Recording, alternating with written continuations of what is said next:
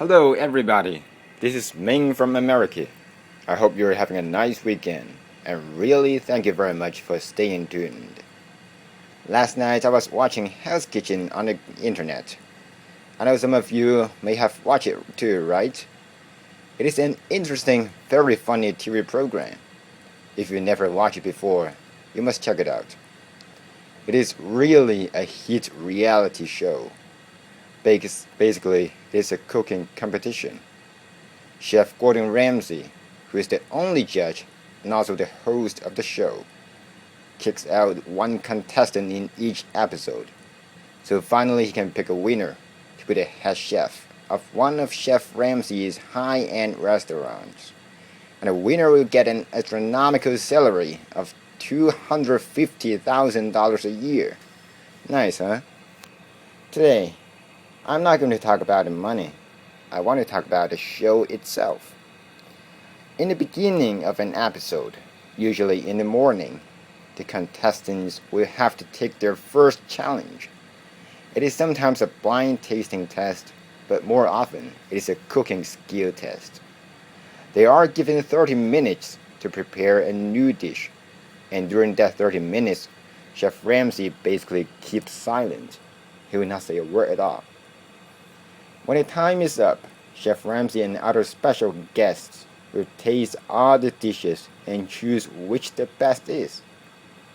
For many times, both teams are neck and neck.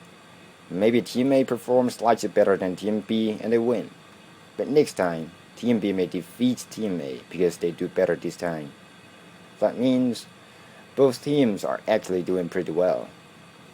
But when nightfall comes, the contestants have to compete in the second challenge, which is to run a food dinner service. Somehow Chef Ramsay becomes extremely explosive at night, even if it's just a tiny mistake, not to mention a big one. The chef will ruthlessly yell at those who do the wrong thing, sometimes even scream at the whole team. Shouting and screeching never stop for a second.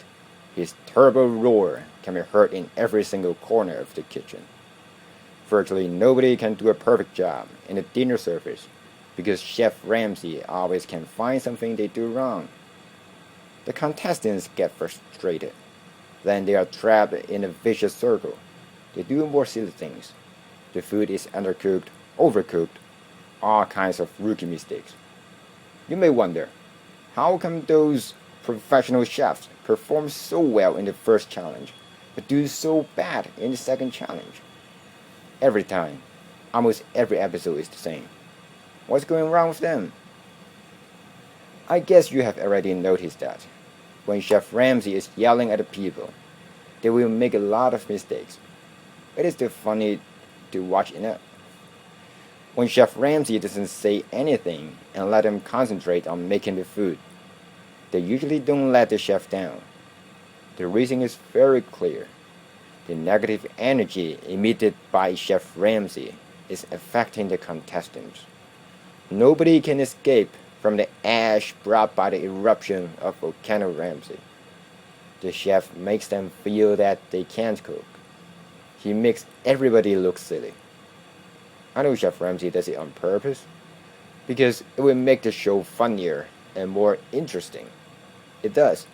And actually I love Chef Ramsay and his performance because of his dynamic character. But I just want to use this as an example to explain why it is not good and why it is not wise to indulge in complaining. In our daily lives, we have so many chances to complain about different things. I'm too short.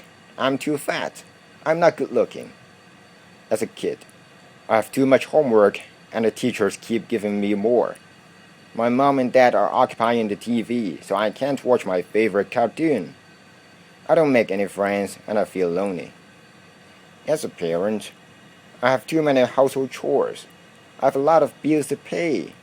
The taxes are bleeding me dry. I have to wait in a long line at the checkout counter in the supermarket. I'm stuck in a traffic jam. I have a mountain of work to climb and all the other people have nothing to do but get more money than I do.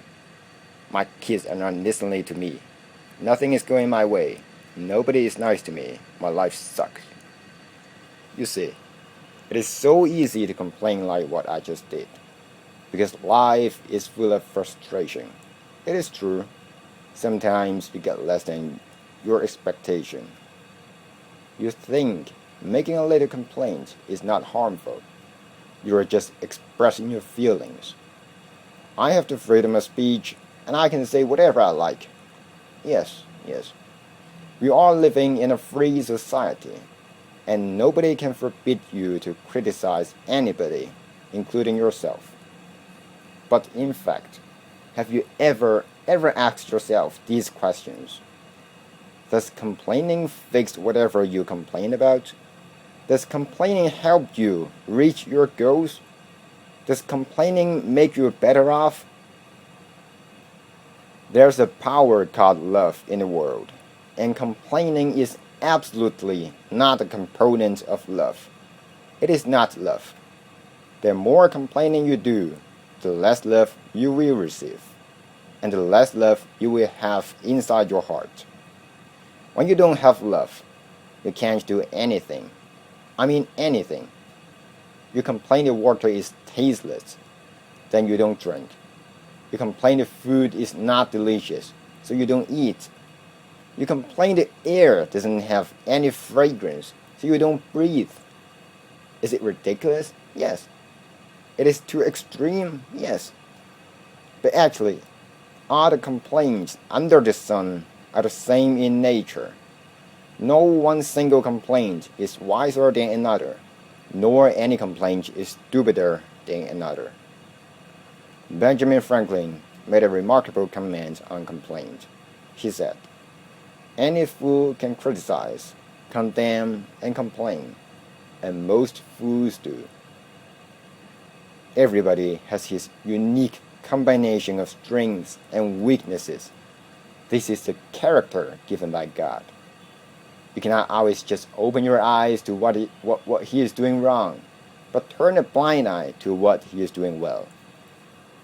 You can't complain Michael Jordan cannot dance like a pro, because it is as foolish as to complain Michael Jackson cannot slam dunk a basketball like the NBA players do. You can't complain Neil Armstrong cannot sing, because it is as foolish as to complain Louis Armstrong cannot win the Tour de France championship. And it is also as foolish as to complain Lance Armstrong cannot go to the moon. It just wastes your own time. Complaining is actually equal to making a bad wish. It is a curse to yourself. So why do we still insist on making so many complaints so often?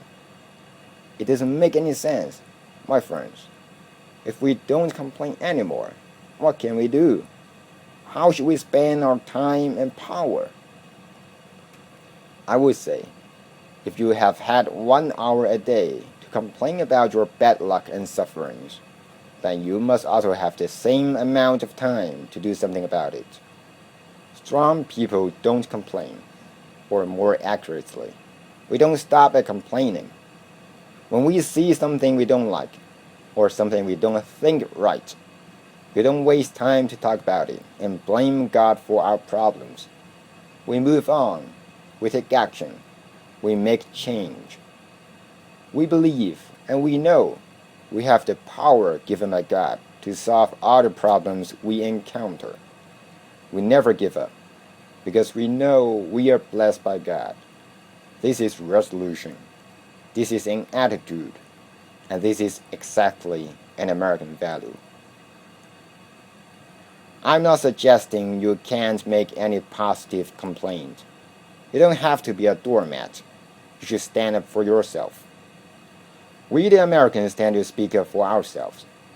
And actually, the world's most famous complaint was made by Americans, a group of American geniuses. They are our founding fathers, and their complaint is called the Declaration of Independence. They wrote this complaint letter to protest against Britain's oppressive rule over America.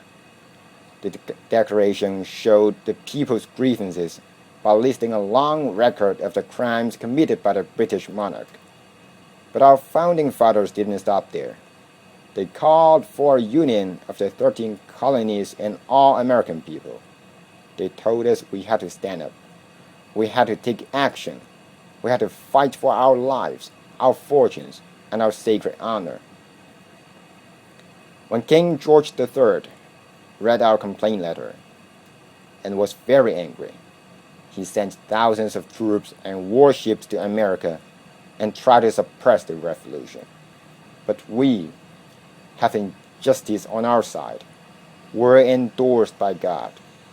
And everybody knows we finally defeated the British and won our independence. Our founding fathers prayed to God in every single Continental Congress meeting. God heard their prayers and sent His blessings upon the American people. This is the power of prayer. Thanks God. Amen. God created the world. Every problem in the world has a solution. We just have to spend some time and wisdom to solve it. But complaint is never the correct answer to any question. Some may say, it is easier to say than do. Yes, it is true. But at least you have to give it a chance. You have to try. You have to have confidence.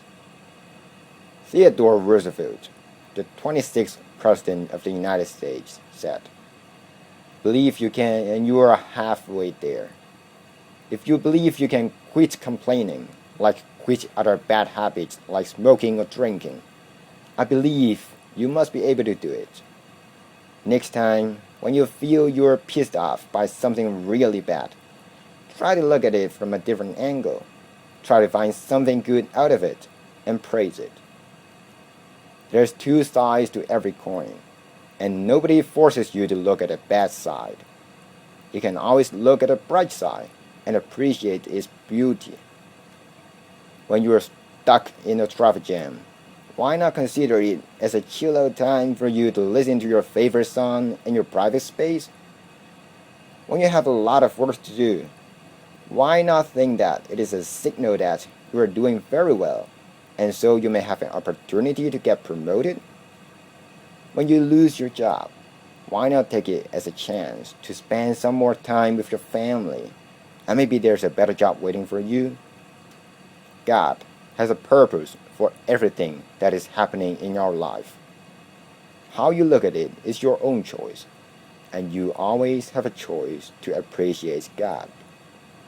Now, let me ask you to say this simple prayer with me. Lord, I come to you as I am. I have complained a lot in my life. I was not satisfied with what happened to me. Now I know I was wrong. I understand that you gave me a destiny, and you have a purpose for my life. What I saw and what I met were planned by you. I will not complain, because I know complaining will not help me. Complaining is a defamation of your plan. I appreciate the chances you have given me to experience different things and meet different people. I thank you. I will be your faithful follower. Please help me, God. Amen. To complain is insane. To compliment is intelligent. The world is driven by encouragement, but not by condemnation. The most beautiful language in the world is called thank you. Try to speak this language to everyone around us, and you will see the miracles. We solemnly pray to God to bestow forgiveness upon us, and we ask Him to heal our minds. Good night, America. May God bless you. May God bless America.